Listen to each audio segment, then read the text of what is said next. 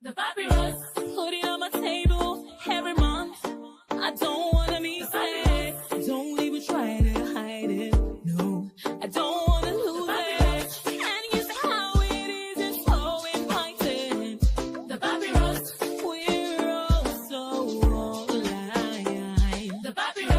Hello, welcome to the Papyrus TV news update. First, the headlines. Atiku will be denied political alliance amid 2027 speculations. Senator Aline Dume threatens to leave APC over tax reform bills. Nigerian first private TV and radio station suspends operation. Peter Obi donates laptop to Adamawa student. Benue State Governor makes new appointments. Ohanieze Ndigbo backs Tinubu's tax reforms, call for unity in National Assembly. Jonathan praises Fubara as River State rising political general. Now the news in full. Former presidential candidate Atiku Abubakar and Peter Obi have dismissed rumor of political alliance following their recent meeting in Yola, Adamawa State.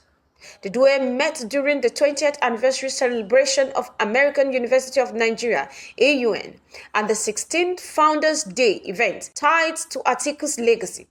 Obi attended as the keynote speaker at the invitation of Atiku Abubakar, sparking speculation of a potential political collaboration ahead of 2027 general elections.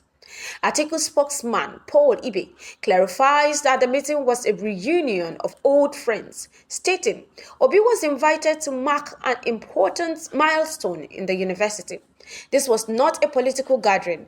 Obi's media aide, Ibrahim Umar, echoes the sentiment, emphasizing that the event had no political undertones.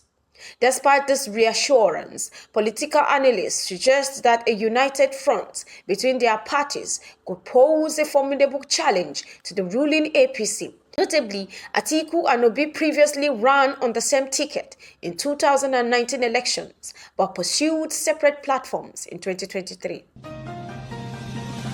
Moving on, Senator Aline Dume has voiced strong opposition to President Bola Ahmed Tinubu's proposed tax reforms, threatening to resign from the All Progressive Congress APC if the bill proceeds without adjustment. Dume criticized the reform, arguing that they would worsen the economic hardship faced by Nigerians. When you increase tax on corporation, they transfer the cost to the consumers. Even cement prices have gone up, and consumer will bear the brunt, he said. The proposed bill includes the Nigerian Revenue Service Bill and the Nigerian Tax Administration Bill, aimed at reforming the country's tax system. However, Ndume insists they disproportionately affect ordinary citizens, and northern governors share his reservations too. The Senate has passed the bill for a second reading and is set to hold a public hearing in the coming weeks. Ndume, who described himself as a close ally of Tinubu, said he is speaking out to prevent the president's policy from failing. Meanwhile, Desnim's independent television, DITV, and Alheri Radio, pioneers in Nigerian private broadcasting industry, have suspended operation due to severe economic challenges.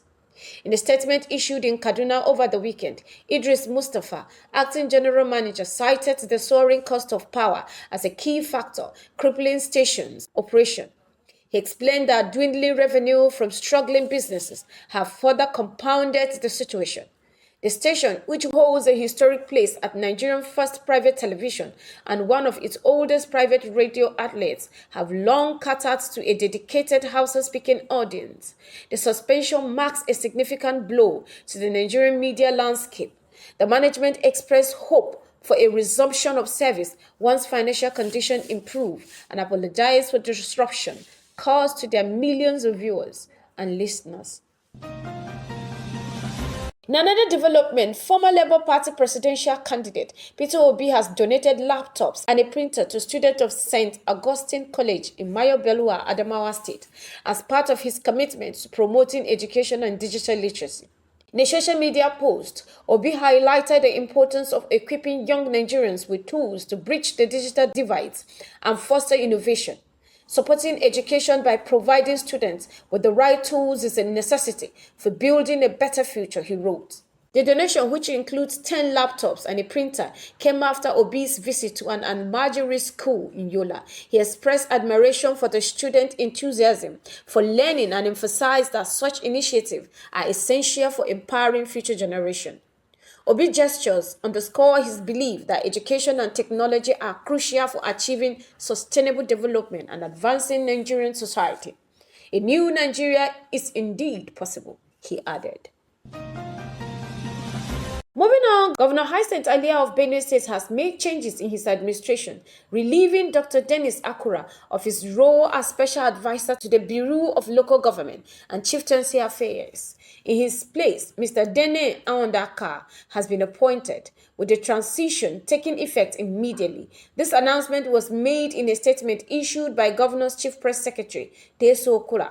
The statement clarifies that Dr. Akura has been reassigned to serve as Special Advisor on Financial and Economic Strategy, Planning and Development.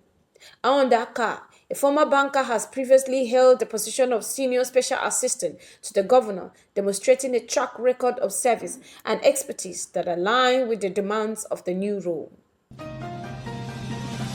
Furthermore, Ohanize Ndigo, a prominent socio-cultural group representing the Igbo community, has expressed its full support for the President Bola Ahmed Tinubu's proposed tax reform bill, describing them as essential for fostering economic growth and fairness. Okechukwu Osigozoro, Secretary General of Ohanize, stated that the reforms are well aligned with the interests of the Igbo community, particularly small and medium enterprise. He noted that these changes will streamline taxation, enhance workers' livelihood, and address issues of double taxation, which has long plagued businesses.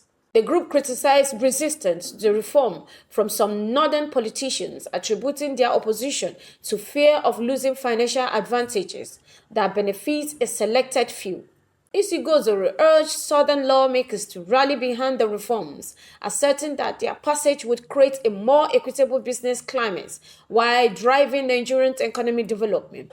Ohanize also called on all Nigerians, including businesses and lawmakers, to support the tax policies, emphasizing their potential to build a more prosperous and just nation. Finally, former President Goodluck Jonathan has commended Rivers State Governor Simi Fubara for his resilience in the face of political opposition, describing him as an emerging political general of the state. Jonathan assured Fubara that the challenges he faces will strengthen his leadership capabilities. Nobody becomes a general without fighting wars, he said, encouraging the governor to remain steadfast and focus on his goals. Jonathan also urged the people of Rivers State to support the governor, emphasizing the need for peace and stability in the region. He highlighted the strategic importance of rivers to Nigeria, warning that instability could have far-reaching consequences for the country's development. At the event, Governor Fubara received the chieftaincy title of DK1 of Iche land, a significant honor bestowed by the Iche traditional rulers. In his acceptance speech, Fubara pledged to prioritize infrastructure development, particularly roads projects in undeserved community, and to maintain law and order. The governor expressed gratitude for Jonathan's unwavering support, saying, "He has stood by me through the difficult period of our administration." Fubara also reaffirms his commitment to delivering on his campaign promises and improving the standard of living for the people of Rivers State. This has been the Papyrus TV Africa. The Papyrus.